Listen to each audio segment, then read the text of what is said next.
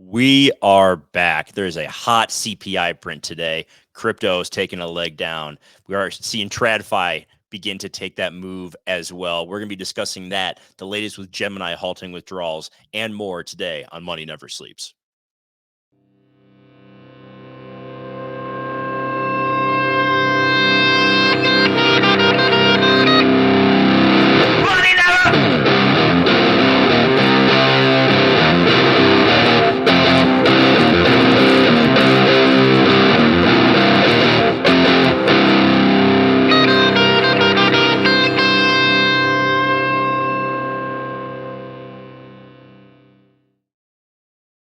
Excited to be back with everybody today here on Money Never Sleeps. Appreciate you being here with us. Mr. House, Randy, Scotch and Stocks, welcome. As we get going today, do us a favor, hit that like button, subscribe to our channel. Nothing Kevin or I say is financial advice. Please do your own research before making any buys or sells. Kev, it's good to be back. Excited to talk the markets today. We had some hot inflation data yesterday. We saw some more hot inflation data today, something that you and I have been calling for a while now as we've seen energy prices go up. Meanwhile, the markets don't really seem to care, or they didn't at first. They kind of just shrugged it off. And if you look at the Fed funds futures probabilities, it's not really looking like they're expecting too much of a rate increase here. Yesterday, this morning went to 93% for a skip. Right now it's at 88%. I still don't see it. It's really just a bad situation. You have all the escalation over in the Middle East. That's absolutely terrible. And we're seeing some bad data. But what has your attention as we wrap up, an interesting week as, in the midpoint of October? Yeah, man, I'm glad to have you back. It's been a blast having House on, having you on today, getting back into the show. Got to have all three of us on at some point. But yeah, this is kind of what I expected. I think, earlier in the week we were talking about how markets are going to be extremely irrational, right? Things aren't going to make sense. We knew Monday it was probably going to be a pretty green day because a lot of the news around it seemed really negative, and there is a lot of negative news out there right now. And the markets haven't necessarily reacted in any type of rational way, right? I think people are saying they priced it in. I don't necessarily agree with that. I think that today's pullback's a little bit, a culmination of yesterday's data and today's data. But I'm just keeping an eye on the dollar, which is giving me the sign that, hey, the dollar is going to be, extremely strong against equities right now. It bounced right off the level of key support, and now we're up 0.81% on the day. Looking at TradFi pulling back a little bit here. We talked about some levels of resistance yesterday, bounced right off of them.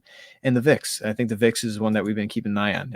We figured that it was going to pull back. I think it was back yesterday at the close, down 11% on the week. And now we're just waiting to see if this, starts to take off in any meaningful way. So I think there's a lot of stuff to be keeping an eye on in TradFi. I think that's where most of my focus is. Whereas, we are getting some information from crypto, from like Genesis, and looking at some of the stuff on chain that are really important, and, seeing that a lot of this market isn't exactly as what it seems. So fugazi is what it is. Let's talk about some of the data that came out today.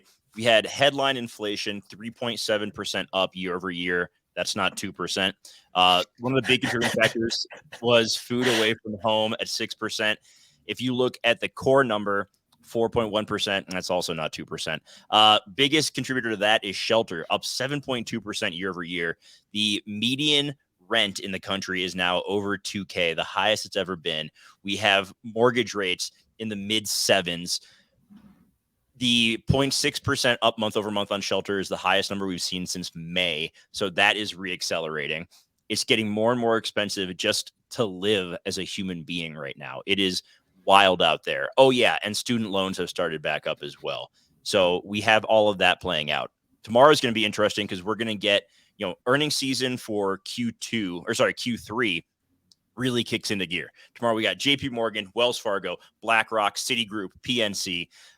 Going to be looking at, the banks we may not like the banks, but they're not dummies. Okay. Like, they've been preparing for this for a lot longer. And so I want to see what they have as far as like delinquency goes when it comes to people not paying off their debts. I want to see what they're forecasting for the coming quarters, next year as well. Like, how are they viewing the market?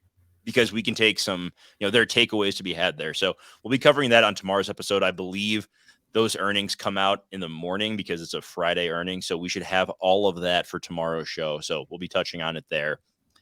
What else, are you looking at? We can talk about Gemini for a second here. They halted withdrawals today. I had money on Gemini via their earn program last year that I still haven't seen. I got some of it out in time, thankfully, the bigger of the chunk, but I still have some money in there from last year. Haven't heard a word about that in months, by the way, although I am getting some scam texts about it. So that's a lot of fun. Oh, dude, I'm getting crazy scam texts. I thought I was the only one. Them and KuCoin have been like going crazy with me lately. I haven't gotten anything from KuCoin, but I've been getting the Gemini earn like, hey, claim your funds here. And I'm like, hey, fuck you. So that's the only communication I've gotten involving anything Gemini related is from these scams. So you love to see that. But listen, I feel for people who have their money stuck on Gemini to an extent, because if you saw what happened last year and how they've handled the whole situation with Genesis and Cameron and Tyler Winklevoss and their bullshit with Barry Silbert, if you followed that in the least bit, you would know not to trust them with your money. I don't trust, that's the last, if I was keeping money on a centralized exchange, it wouldn't be them at all. So what are we doing here? But once again, that is another indication that, hey, maybe they don't have the solvency that we thought they did. And is this going to be just another domino to fall on the crypto market before we finally hit capitulation? Because we're teetering on the edge, Kevin. I can feel it deep down in my plums. I can feel the capitulation just brewing. And we just need that one thing to just kick it into gear. There's 2 capitulations still on the forecast, but this could lend itself to helping the first one, fall through. Again, we think that one of the big exchanges is going to go under. I think Genesis, which came under some fire yesterday. I misspoke on the show yesterday talking about FTX and some of the revelations that we got from Caroline Ellison's, on the stand yesterday. But Dude, we found out. I cannot wait for the FTX movie someday. Hearing all of these fucking stories, I cannot wait to get a deep dive into what was going on there with the Thai hookers and the Chinese government officials and all of these other fucking shenanigans, man. It's going to be wild. Dude, I said, if you can't get the director of, The Big Short, Adam McKay, you got to have Michael Bay direct this movie. It's the only fucking way. Do it like Pain and Gain, just be absolutely terrible, but just absolutely entertaining. Transformers involved in there at some point. Mark Wahlberg can play Sam Bankman-Fried. Caroline Ellison could be, I don't know. Fox. No. What's that guy? Bill Burr. Bill Burr could be Caroline Ellison. I don't know why, but I think that'd be a perfect casting. But yeah, no. It's so what we found out yesterday with FTX is that they had sent Genesis about 9 different revised, what do you call it, balance sheets that they had. Sam Bankman-Fried kept on saying, do not send them this, do not send them that one. And Caroline Ellison had to revise it several times. So I think a lot of that is kind of going into what we're seeing today, that some of the contagion might have fell over into Genesis. And we knew Genesis had tons of problem with, Digital Currency Group, Barry Silbert, the Winklevi.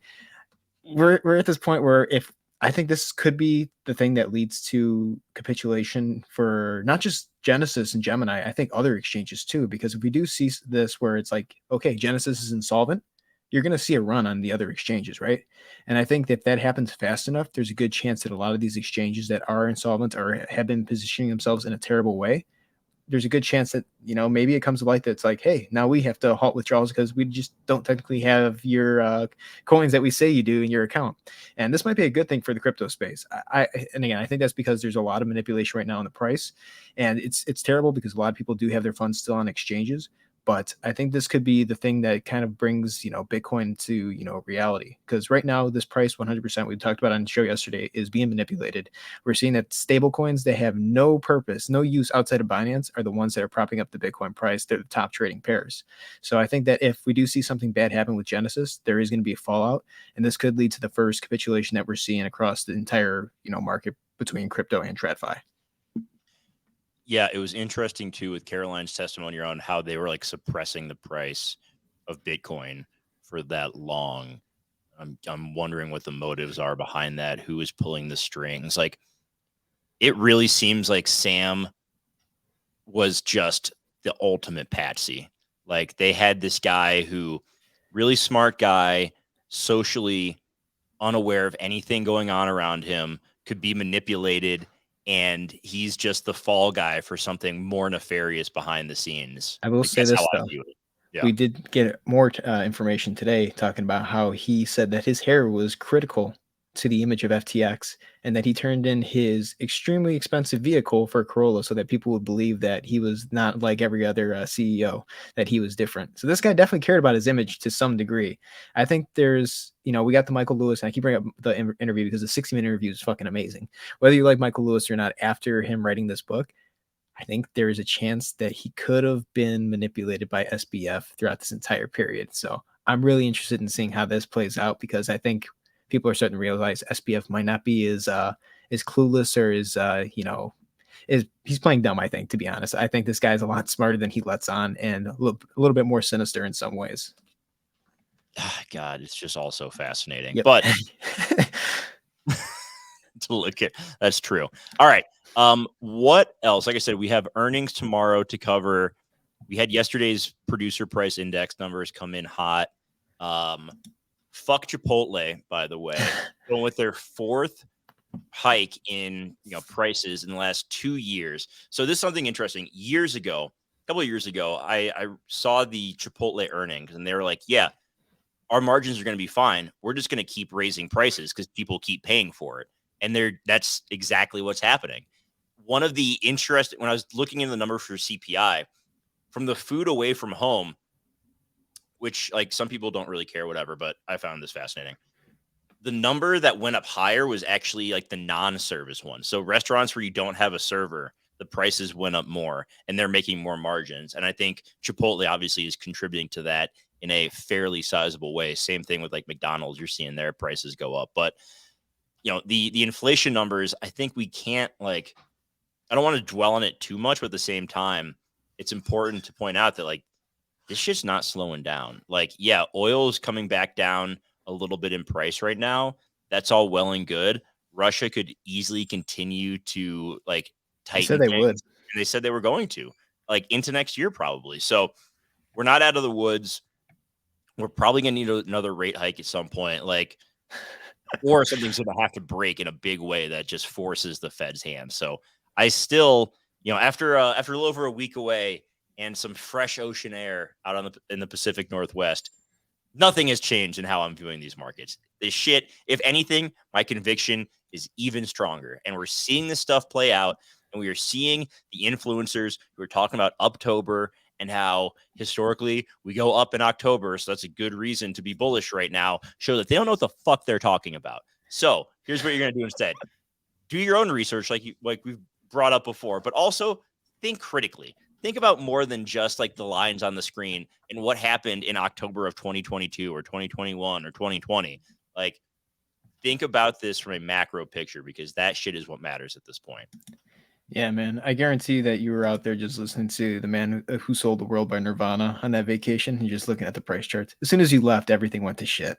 We have to bring it up every time you go on vacation, dude. The world just absolutely turns to shit. So anytime you wanna go on vacation and let the markets drop, just let me know. But yeah, I have, it's a skill of mine, I suppose, is when I depart, things start to fall apart. House, thank you for just sending this to us. We see that FTC just sued bankrupt crypto company Voyager CEO over false FDIC insurance claims. I think this is really interesting because this might not be one of the only situations where the FDIC is going to come into play in the next few months. I don't know if you know, you mentioned pretty much every company today that I'm short between banking and Chipotle.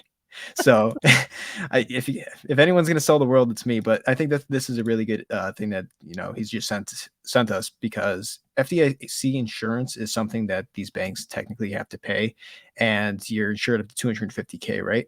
Well, we did find out that some of them weren't paying in full earlier on back in March, so that's a really That's big concern, right?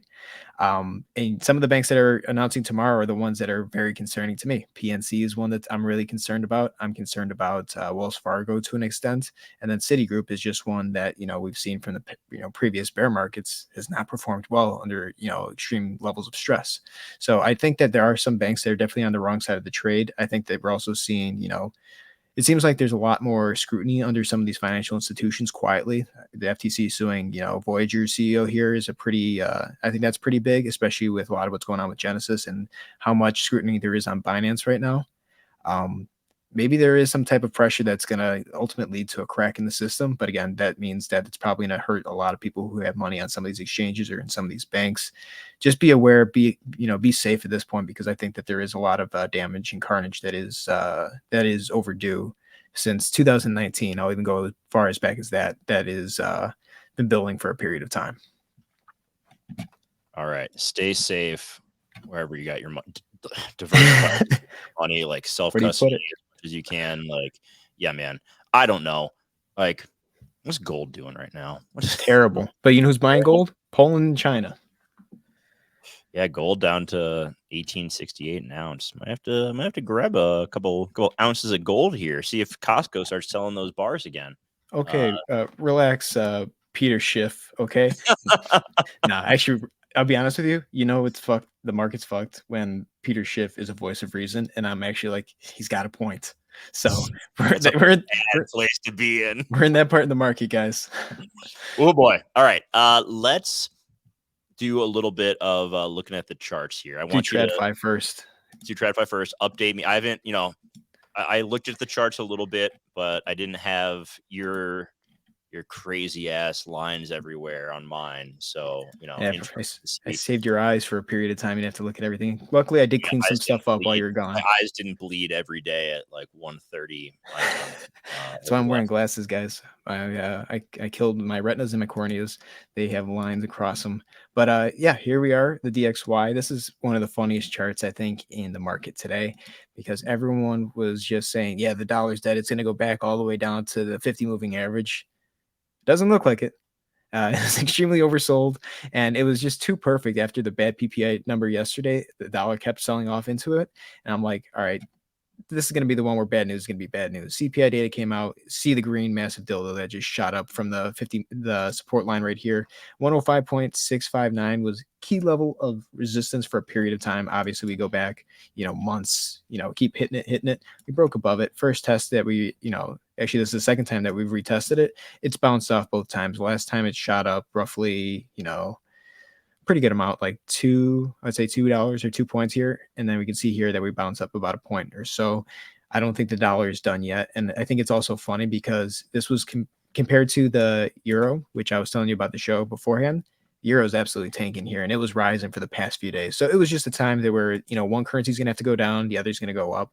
I think the U.S. kind of screwed the Eurozone with what's going on in Ukraine and Russia to an extent where it's like, okay, now your dollar is going to collapse while ours rises because the problems aren't here. The problems for you are over there.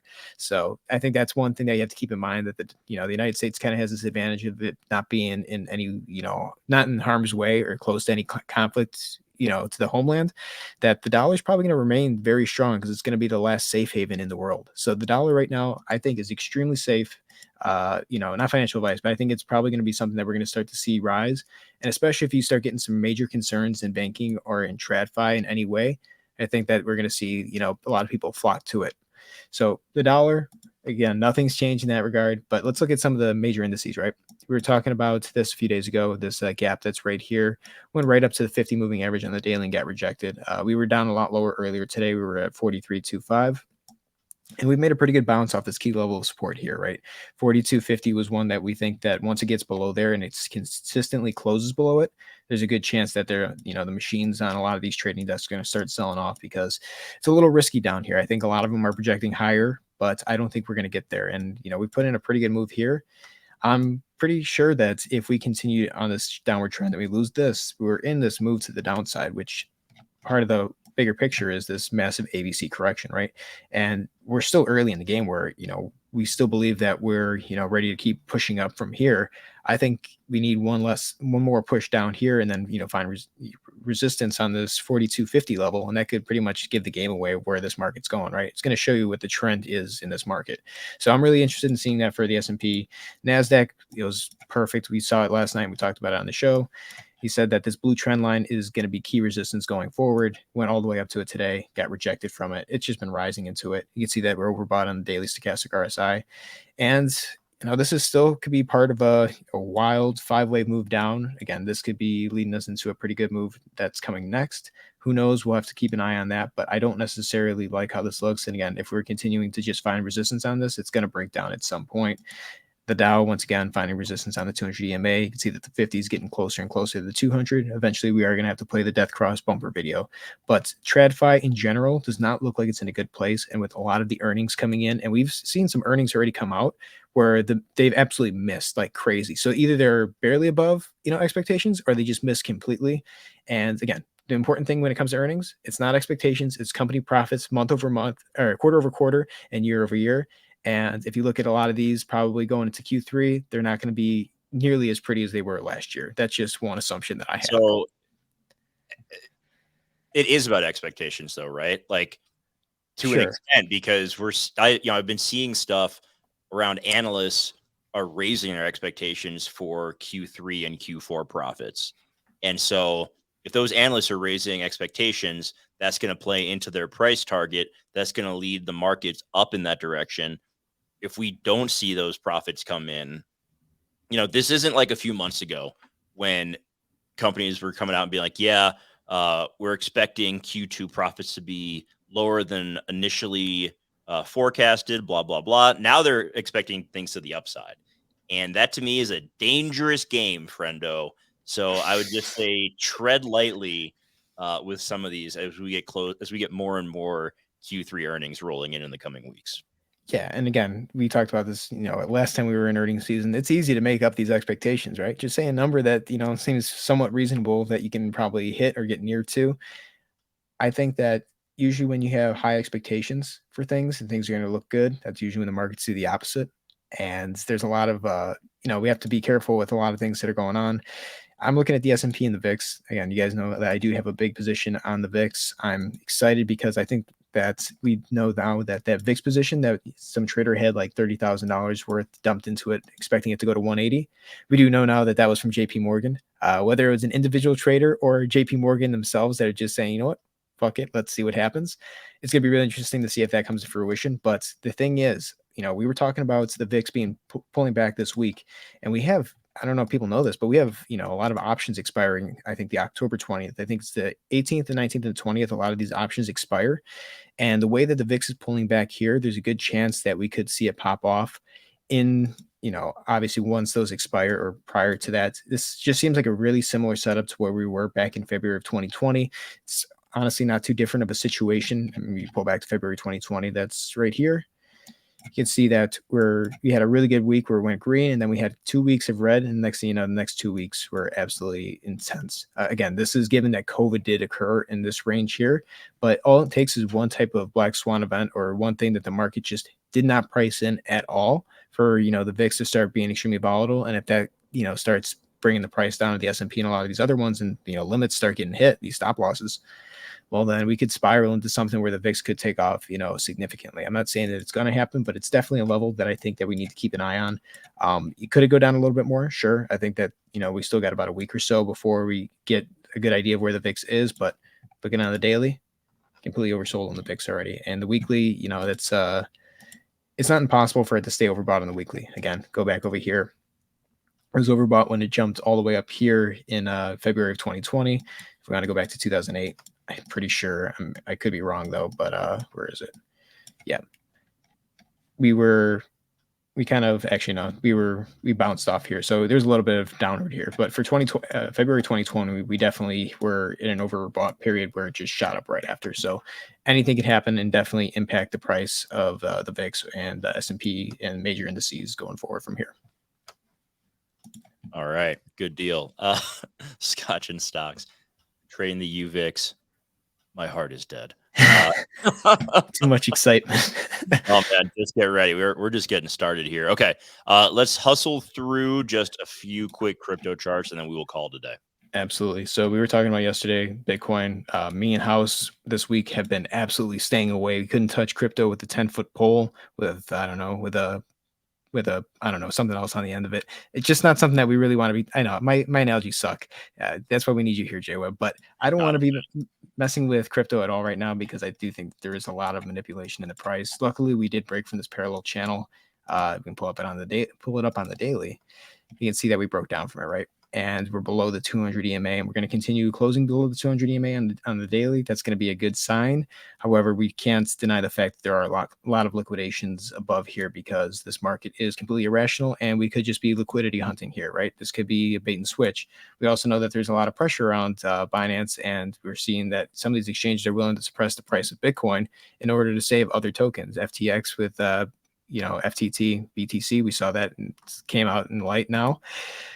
This is going to be really interesting to see play out because we haven't broke down from this significantly. The key level, again, we said yesterday, 25,280. This right here, I'll make this a little bit bigger so we know where we want to see this target hit. That's where our target is for the short term, at least the origin of that. Again, that's a pretty good move down from here. That's roughly it's like 5.5% that we'd have to drop to get to that level. If we break below it, then I think that we're going to be setting our sights a lot lower in the coming weeks.